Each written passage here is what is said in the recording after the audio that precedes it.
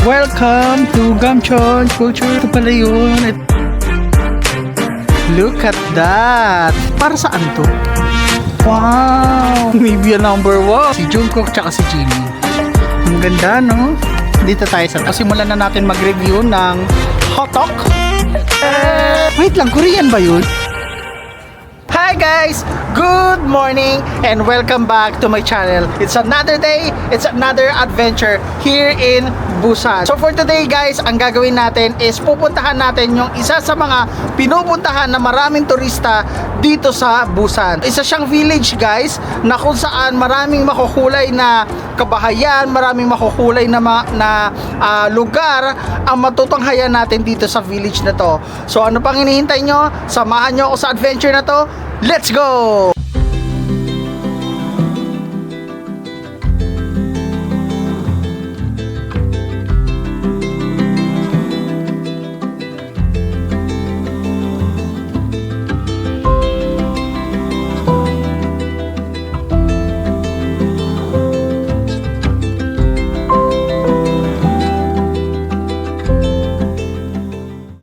Hi guys! Finally, after medyo mahaba-habang biyahe, narating na rin natin ang Gamchon Culture Village. Mapapansin nyo mga iba't ibang kulay na mga kabahayan. Ayan o, tapos may mga pagkain din pala dito guys kapag nagutom kayo. Ayun pala guys, medyo mahaba-haba yung biyahe ha.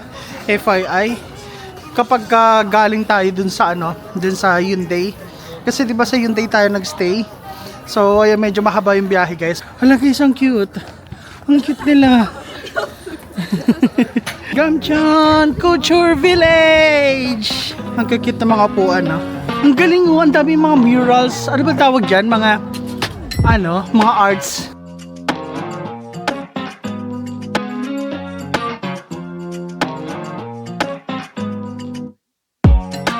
Alam nyo ba guys, na si Jungkook at si Jimin taga dito sa Busan. Taran! Gamchon. I love Gamchon. O, diba? And look at this view. Sa background, ang ganda.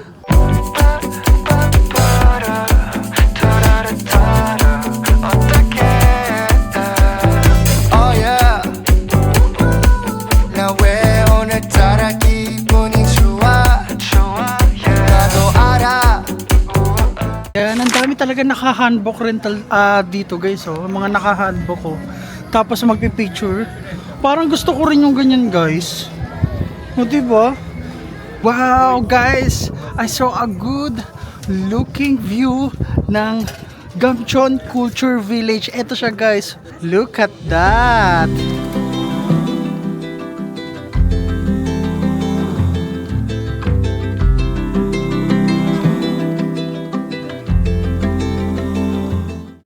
Ako dito guys, ano to? Para saan to? Please, sabi niya, please change 1,001 into a dedicated coin. O tapos, anong gagawin? I mean, ano to? Ano tong mga tong bilog na to na pula? Para saan yan? Hindi ko kasi maintindihan guys kasi siya, naka-Korean. So, wala akong idea kung paano ba yan. Nakikurious tuloy ako. Ay, eto sila ate oh. Magta-try. Sige, panoorin natin. Hindi ko kasi alam eh. Sige, na lang tayo. Makiki-ochoso na lang. Ayan o. May coin changer dun o. Coin exchange dun sa may gilid. Tapos kapag nakapag-change na kayo ng pera nyo into coin, then pwede na kayo mag-proceed dito. Ano ba ibig sabihin yan guys? Hindi ko kasi maintindihan. Ayan, sige. Hintayin natin sila ate guys. Kung ano yung gagawin. Ayun. Oh. Tapos ang gagawin, sisirain.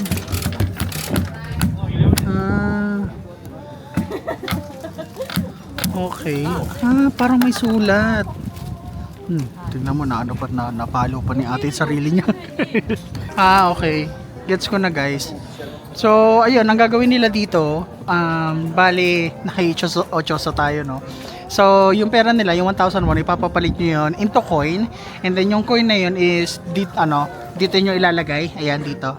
Tapos kailangan nyong pukpukin or sirain. Tapos pagkatapos nyong pukpukin or sirain, meron doon nakalagay sa papel. Hindi ko alam kung fortune ineme ba yun, pero ayun, ganun yung tinignan ko yung nakasulat ka sa Korean. Guys, may magandang pictureon dito. Ang haba nga lang ng pila. Wow! Yung buong buong itsura ng gamchon. Kaso kailangan nyo guys pumila ng napakahaba para lang makapagpa-picture dito. May mga casing guys kung gusto niyo ng mga gantong casing panisang Casetify dyan. Diba? May pang iPhone 17 Ayan, kung gusto niyo bumili. Ayan, meron din dito mga souvenirs. Ayan, tulad ng sinabi ko kanina. Pwede kayo bumili dito. May pagkain din. Diba? Kaliwat kanan na souvenir guys. Diba? Ala, ang cute! Ala, ang cute naman na ito. Ayan guys. Ala, ang gaganda naman. Ang cute. Ang galing bag, tapos Nivea. Nivea number 1. Ayun guys, habang pabalik tayo kung saan tayo nanggaling, may nakita ko ito. Tingnan nyo guys. Jungkook at saka si Jimin. Nakikita nyo ba guys? Or masyado maliwanag? Pero ito yung itsura. Ayan si Jungkook at saka si Jimin. Ito pa isa guys. May nakita din ako magandang cutie dito Ang cute, ang ganda Tingnan mo pusa inaabot yung to? Yung moon. Diba? Ang dami nyo mga pwedeng gawin dito guys sa may Gamchon. Kasi talagang community, totoong community. Hindi lang siya parang sa tourist spot, pero hindi, community talaga. Ayun lang kasi talaga guys, is medyo malamig pa rin ang klima dito. Akala ko kasi guys, kapag nasa Busan is mainit na. Hindi pala, malamig pa rin. Kumbaga parang mas malamig sa Seoul, pero malamig pa rin dito guys, dito sa may bandang Busan. Ayan guys, so dito sa side na to, ito naman yung parang another view ng Gamchon Village. Ipapakita ko sa inyo. Diba? Cutie! Ang ganda Dito tayo sa taas. Diba? Look at this view guys. Lapit pa tayo ng konti. Diba? Wow, ang lamig. My God. Ang ganda. Baba tayo doon. Ito yung another angle or another view ng Gamchon guys. Ayan, pwede rin kayo pumunta dito. Dito lang ako nanggaling. Ayan, di ba bumalik tayo kanina kung saan tayo bumaba ng bus? Tapos left side, eto. Basta pag nakita nyo tong area na to, baba lang kayo ng konti. Makikita nyo na tong magandang overview na looking. So ayun guys, since tapos na tayo dito sa Gamchon Village at magpo-food trip naman tayo ngayon sa isa sa mga tourist spot din dito sa Busan, which is ang BIFF Square. So tara guys, magpaalam na tayo dito sa Gamchon Village, and one last look before we go. Ayan, bye bye Gamchon Village.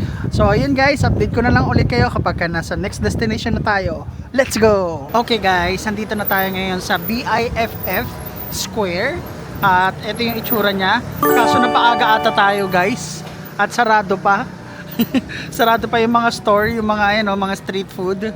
Pero ito siya guys, ito lang yung itsura niya para at least if ever na pumunta kayo dito pwede kayong street food night market dito sa BIFF Square. Huwag kayong mag-alala guys kasi ilalagay ko na lang yung address sa baba para at least may reference na kayo.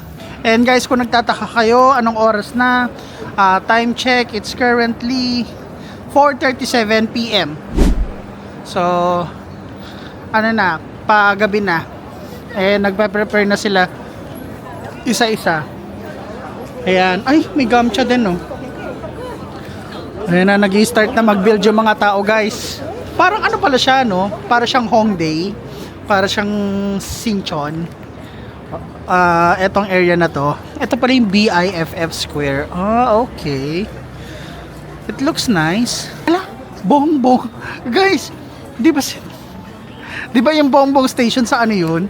Sa Sinchon. Ayun may bongbong din dito. Bongbong station. Hala, parang gusto ko mag-try. Tara nga, pasukin natin, guys. Hala, ang cute. Pero anong gagawin natin? Hala. Hindi, anong gagawin? Best stop point. Ito pala yun. Hindi ko kasi chinag last time eh. Kung ano yung bongbong na yan eh. Ito pala.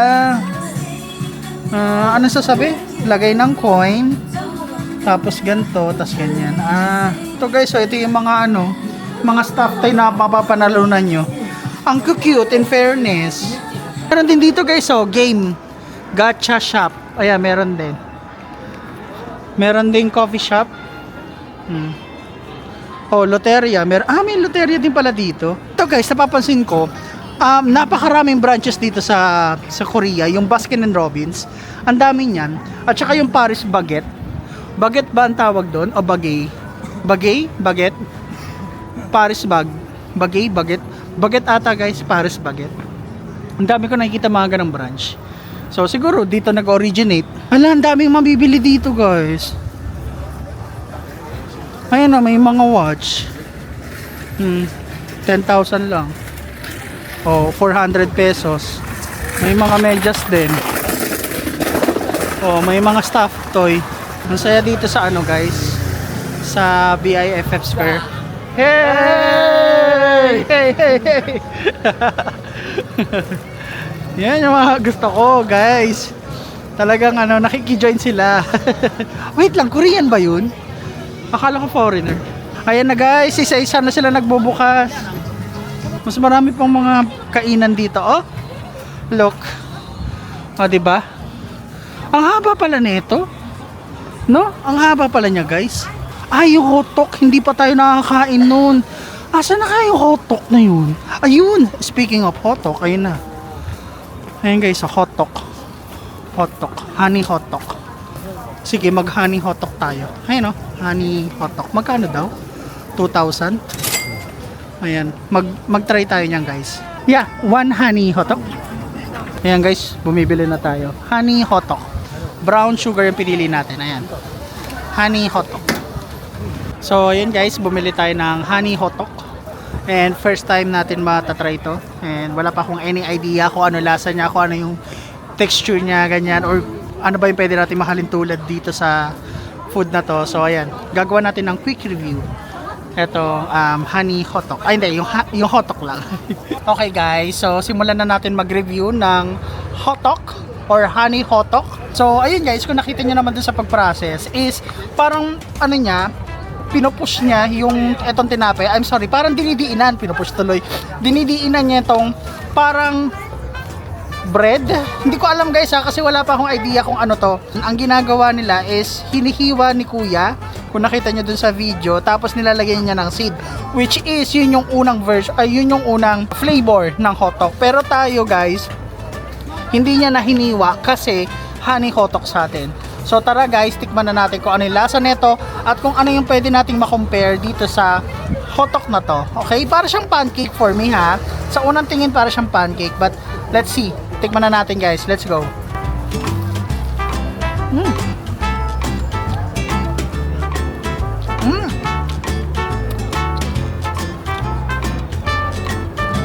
Okay.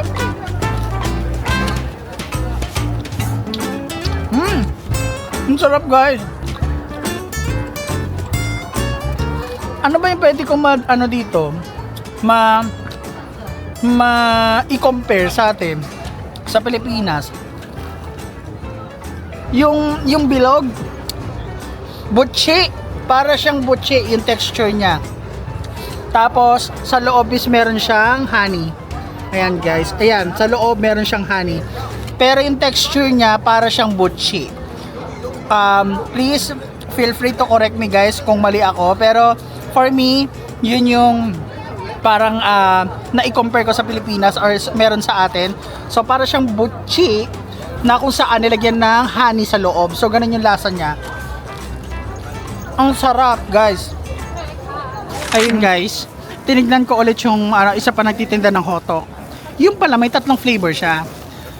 Una, honey lang. Pangalawa is yung honey plus seed. Pangatlo is yung honey plus cheese. So may tatlong flavor pala. Pero for me, nung natikman ko yung honey lang, Masarap siya guys. And kung nakikita nyo guys sa likod, ayan o, wait lang.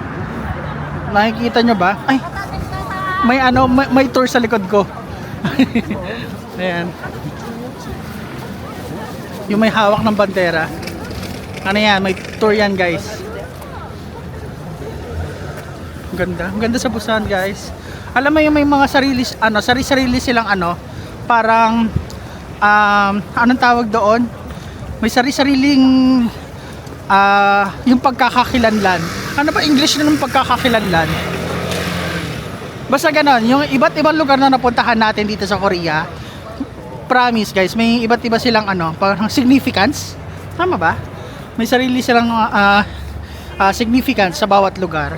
Okay guys, we're back here again para bumili ng hotdog. Hello guys, sorry kumatakaw ako.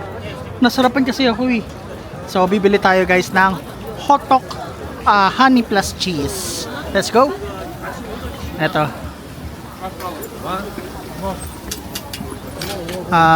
Here. Honey plus cheese. Yeah, one. Honey plus cheese. So ayun guys, dito ko natatapusin tong video and I hope may natutunan kayo dito at nalaman nyo kung ano yung mga pwedeng puntahan dito sa Busan. So again guys, ubusin ko na lang yung pagkain ko at babalik na ako sa hotel ko kasi medyo malayo-layo pa. So maraming salamat sa panonood. Huwag niyong kalimutang mag-like, comment and subscribe. And don't forget to ring the bell para updated kayo sa mga susunod nating videos. So yun lang. Bye! See you on the next vlog. Hotdog!